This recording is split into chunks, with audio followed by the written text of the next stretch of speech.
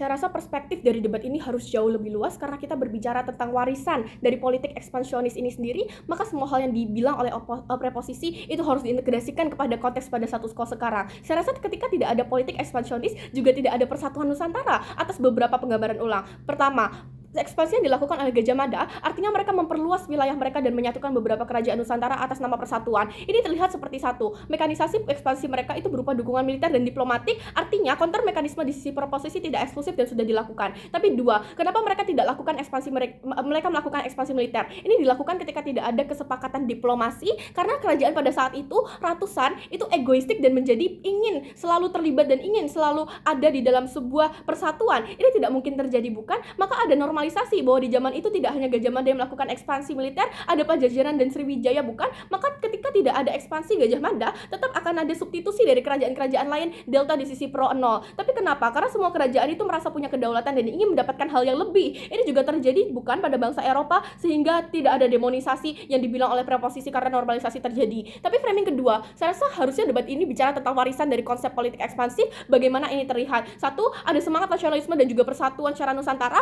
tapi yang kedua, saya rasa ada persatuan dari Nusantara itu sendiri secara visibilitas, tapi yang ketiga, ada sentralisasi dan ujung tombak Nusantara yaitu Jawa, atau yang keempat, ada pembiasaan konsep kapitalistik bahwa yang besar kemudian bisa memakan yang lemah. Inilah yang akan kami buktikan kenapa penting dan harus didukung. Framing ketiga, kita hidup di dunia yang kemudian sangat kapitalis secara politik dan juga ekonomi, ada genosida pada Palestina dan juga Ukraina, artinya ada juga misalnya genosida berbentuk eksploitasi negara berkembang misalnya. Kepentingan negara itu harus didahulukan karena ada kesadaran untuk menjadi bangsa yang kuat dan melawan penjajah, melawan orang-orang yang mau eksploitasi kita. Tapi yang kedua, semakin ada progresivitas secara moral. Itulah kenapa politik ekspansionis tidak pernah dimanifestasikan lagi pada perang-perang, tapi sebagai bentuk nasionalisme bahwa kita harus bersatu. Atau yang keempat, maka beban kami menjadi apa? Satu, kenapa persatuan Nusantara eksklusif pada si kami? Tapi dua, kenapa warisan-warisan dalamnya itu penting? Pertama, tentang persatuan Nusantara prinsip dan praktik. Saya rasa ini terjustifikasi karena di saat itu ada normalisasi. Parameter pro itu salah kalau bahas HAM karena di zaman itu HAM itu belum ada dan disadari oleh masyarakat. Tapi yang kedua, untuk melakukan persatuan Nusantara, kamu tidak harus jadi negara kesatuan dulu. Seperti kata pro, karena ini muncul sebagai urgensi di saat mulai marak penjajahan dari barat ke timur atau tenggara, maka mereka harus bersatu untuk menciptakan power yang kuat. Tapi kenapa warisan persatuan eksklusif? Satu, motif dan penggaungan Majapahit adalah persatuan Nusantara, berbeda dengan kerajaan-kerajaan lain yang hanya datang dan juga menjajah. Narasi ini adalah bibit urgensi pada individu di zaman itu bahwa ada hal bernama persatuan. Tapi yang kedua, ada kesadaran bahwa Majapahit adalah kerajaan yang paling mampu untuk menaungi seluruh Nusantara secara militer, secara keamanan, politik, pemerintahan. Tiga, ada mekanisme representasi politik yang juga diterapkan di zaman itu dan juga mereka memasukkan orang-orang dari kerajaan lain misalkan dalam struktur pemerintahannya. Atau yang keempat, Majapahit juga memberikan tanggung jawabnya dalam bentuk dukungan pada kerajaan-kerajaan yang dia sudah kuasai. Kontrafaktualnya apa? Satu, saya rasa diplomasi dan konsensus tidak akan berjalan karena mereka sendiri yang bilang bahwa semua kerajaan harus merasa punya kedaulatan, maka konsensus tidak akan pernah terjadi. Tapi yang kedua, semua kepercayaan kerajaan akan hancur karena secara independen dan separatis mereka akan kalah dengan Eropa dengan sangat cepat karena proses pemersatuannya sangat lama. Walaupun pada si kami Nusantara atau Indonesia tetap akan dijajah, satu, ini nggak apa-apa karena ini tidak akan secepat itu. Sejarah catat bahwa Eropa susah kalahkan Majapahit. Tapi dua, saya rasa warisan politik ekspansif adalah cikal bakal semangat kemerdekaan Indonesia. Saya akan bahas di isu kedua. Tapi outputnya apa pada isu ini? Satu, terbukti sekarang ada negara bernama Indonesia.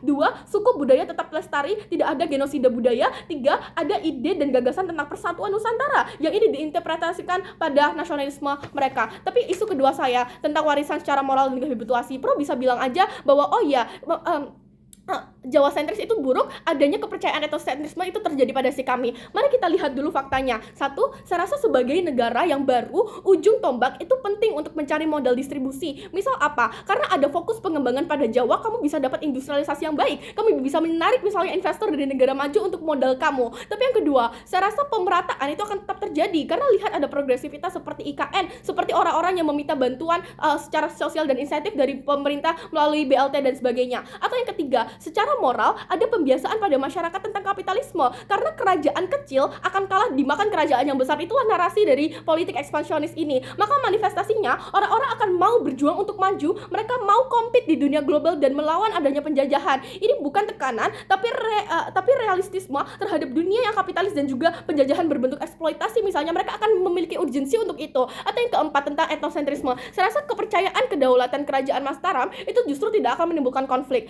Saya rasa manifestasinya adalah skala nasional, tapi yang kedua pun kalau dimanifestasikan dalam regional seperti perang bubat yang dibawa pro, ini kasuistik dan terjadi hanya karena bukan karena narasi ini, tapi karena adanya sifat animalistik. Tapi kenapa? Satu, warisan politik ekspansionis itu justru buat kamu percaya dan bersatu tentang suku kamu dan konflik tidak terjadi hanya karena ini. Lihat Cina kuno yang mana mereka merasa bahwa mereka adalah pusat peradaban, mereka justru tidak menjajah, bukan, justru bangsa Eropa yang lebih kecil yang kemudian menjajah, bukan. Tapi yang kedua, sekarang ada hukum, ada norma yang progresif, kamu tidak akan bisa lakukan perang bubat sembarangan. Tapi yang ketiga, ada tren narasi Bhinneka Tunggal Ika dan juga akulturasi juga sebagai progresivitas. Tapi yang kelima, saya rasa politik ekspansionis itu juga terlihat pada sistem pemerintahan lewat representasi dari suku-suku timur di partai-partai, atau bagaimana ini adalah kesadaran dari Majapahit waktu politiknya menciptakan representasi semacam ini. Kontrafaktualnya apa? Bayangkan semua ini tidak ada juri. Satu, akan mudah terjadi konflik karena semua suku atau kerajaan merasa harus punya daulat dan ego dalam konsensus diplomasi dan persatuan. Tapi dua, Nusantara jadi tidak akan sekuat itu untuk menghadapi Eropa misalkan. Tapi yang ketiga,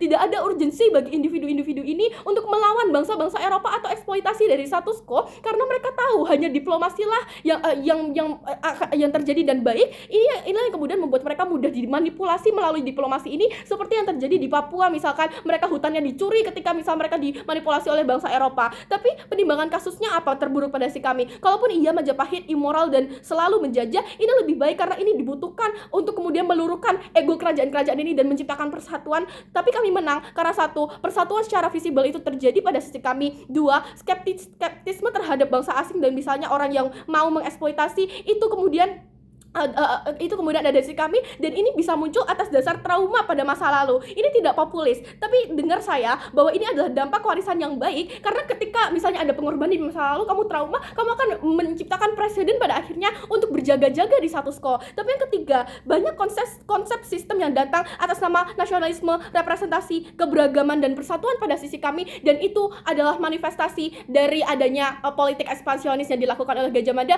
Maka kami menang atas 3 alasan. Satu, kami berhasil menjustifikasi bagaimana ekspansi yang dilakukan Gajah Mada itu benar, tapi 2, secara praktik kami menang.